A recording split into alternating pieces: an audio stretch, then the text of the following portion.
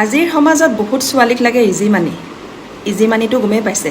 Easy মানি কেনেকৈ উপাৰ্জন কৰিব, নিজৰ দেহাটোক বেছি। একাংশ ছোৱালী কি কৰি আছে, নিজৰ দেহাটোক বেছি টকা উপাৰ্জন কৰি আছে। মানে সিহঁতে এক ৰাতিত বহুত টকা উপাৰ্জন কৰিব পাৰে, সেইখিনি ক্ষমতা সেইসকল ছোৱালীৰ আছে।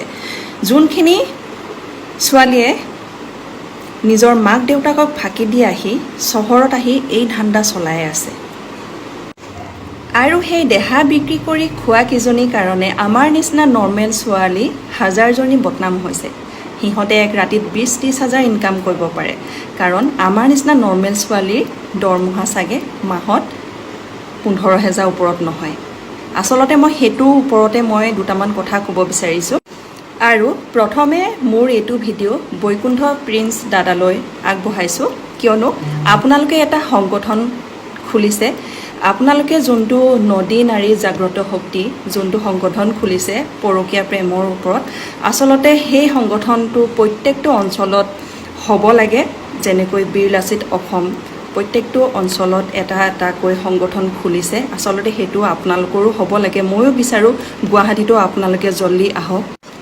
নদী নাৰী জাগ্ৰত শক্তিয়ে আচলতে পৰকীয়া প্ৰেমৰ ওপৰত আৰু আপোনালোকে বহুত বেছি ভাল কাম কৰি আছে। আপোনালোকে আগুৱাই যাওক প্ৰত্যেকটো অঞ্চলত। মই ভাবোঁ আপোনালোকৰ সংগঠন খোলক আৰু আপোনালোকে গুৱাহাটীত আহক। গুৱাহাটীত দেহা ব্যৱসায় প্ৰত্যেকটো জেগাই জেগাই হৈ আছে, আৰু আপোনালোকে একাংশ কিছুমান মাছাজ পাৰ্লাৰ আছে, সেই পাৰ্লাৰ ভিতৰত আহি আপোনালোকে অকণমান চোৱা চিতা কৰকহি।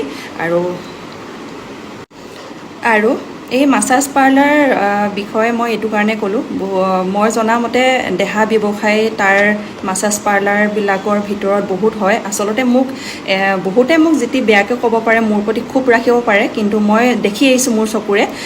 বহুত গাঁৱৰ ছোৱালীয়ে আহি, যেনেকৈ আপোনালোকে দেখি আহিছে, বহুত দুখীয়া ঘৰৰ এজনী ছোৱালীয়ে আহি 1 মাহত 10 দিনত ডাঙৰ আইফোন গাড়ী আৰু ঘৰ বনাব পাৰে, কাৰণ গমেই পায় সিহঁতৰ দেহা বিক্ৰী কৰি আছে। আৰু মই বহুত ডাঙৰ ডাঙৰ মানুহকো মই জনাইছিলোঁ যে এইবিলাক আচলতে আপোনালোকে কিয় অকণমান নাচাই নধৰে, কিন্তু মই গম পালোঁ পুলিচ প্ৰশাসন বা তেওঁলোকক জনাই একো লাভ নাই। তেওঁলোকৰ মানুহে গৈ আচলতে সেইবিলাক পাৰ্লাৰৰ ভিতৰত গৈ বহুত ছোৱালীৰ লগত সম্পৰ্ক ৰাখে। জানো আচলতে আমিবিলাক কি নৰ্মেল এজনী দুখীয়া ঘৰৰ ছোৱালী, আমি আচলতে এইবিলাকক লৈ ইমান বেছি মান মাতিব নোৱাৰোঁ। যদি আপোনালোকে আহে, মই ভাবোঁ আপোনালোকৰ লগত আমি সহযোগ কৰিম, আৰু যিবিলাক কাম তেওঁলোকে কৰা নাই ভাবোঁ সেইবিলাক আচলতে যোনবিলাক নিজৰ